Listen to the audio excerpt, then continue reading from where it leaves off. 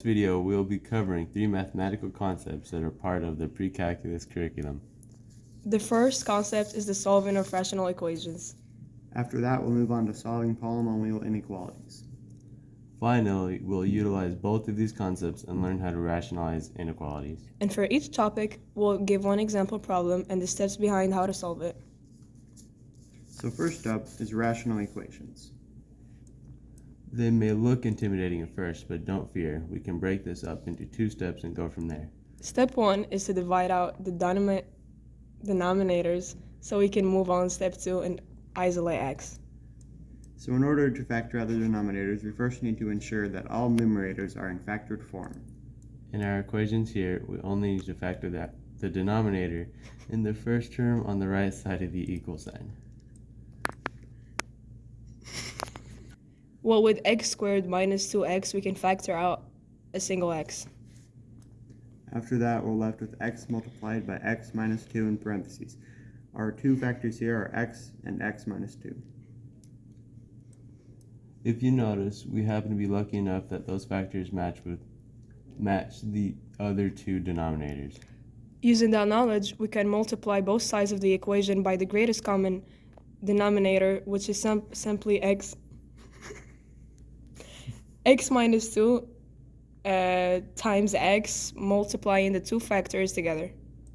On the left side of the equation, 1 over x minus 2 simplifies to x. On the right side, 2 over x squared minus 2x simplifies to just 2.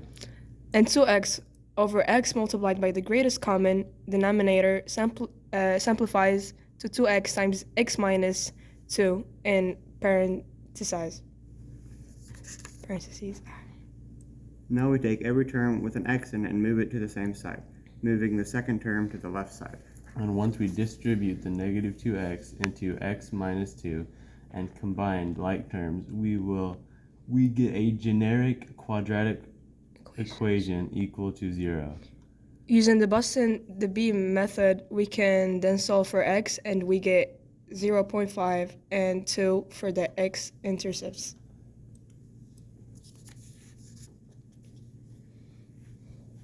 Next up is polynomial inequalities.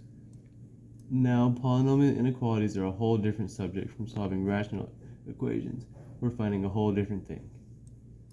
Our goal here with this equation is to find what values of x the function is positive, what values is negative, and what values make it equal to 0. Luckily, it's already factored out for us. Otherwise, we would have had to factor it out and get it like it is now. The first step is to take each unique factor and set it equal to 0, solving for x. The resultant numbers are the value of x, which the equation equals 0, and those essentially tell us when the equation may switch from negative to positive or vice versa. Now we'll draw a sort of number line to visualize how this is going to work. We'll mark down all of the zeros of the functions that we calculated on the number line, and we'll indicate that the function equals 0 at those values of x. Now we'll take note of each factor in the function, including the exponents. And we'll pick any number within each section of the number line. For example, between negative 1 and 4, we can choose the number 0. For each of these numbers, we'll put them into each factor we listed on the side and decide if the result would be negative or positive. On the left side with the number negative 4, we get a negative and a positive.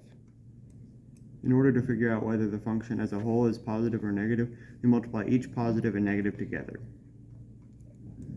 A negative times a negative is positive, and a positive times a positive is positive, making this section on the left positive. Now repeat for each section on the number line, and our result is positive, negative, positive, positive from left to right. Now we look back at the initial inequality presented to us, and we notice that we're looking for values of x that make the function specifically less than 0, meaning negative. There's only one section that's negative, and that section is negative 3 to negative 1. So our answer is the function is negative for x values negative 3 to negative 1, not including negative 3 or negative 1, as those specific values give us 0. Once again, we can put this into our handy dandy calculator.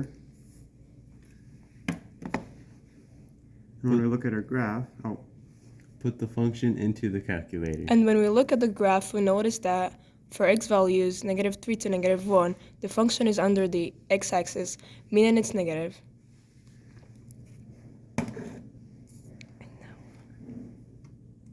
and now finally we can combine these two concepts to get rational inequalities.